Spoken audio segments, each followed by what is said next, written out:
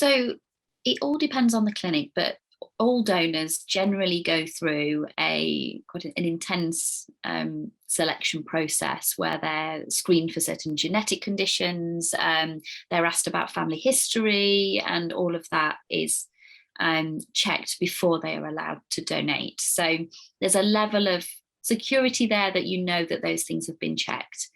Um, One of the things I have found since going down the donor route is that there may be questions that come up as your child grows up that you don't know how to answer. And I think it's worth being able to anticipate these. So often with my children, I've been asked about their family medical history if there's been an issue. And I think it's worth being aware that those are situations where you will have to disclose that one half of the medical history isn't there.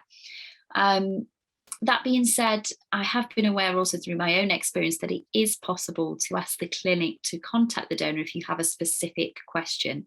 So just from our own experience, one of our daughters had an issue with her eyes quite early on when she was very young. And we were asked whether that ran in the family at all, and didn't run in the family on my husband's side. So we contacted the clinic, who contacted the donor, and it was found that it wasn't. Now, a lot of this is based on trust.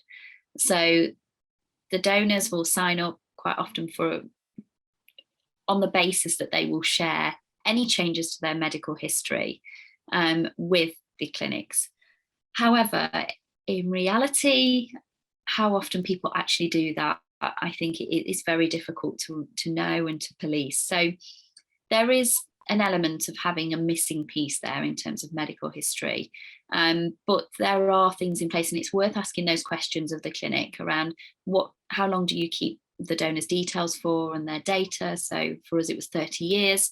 And is it possible in the circumstance of a medical reason to be able to get more information?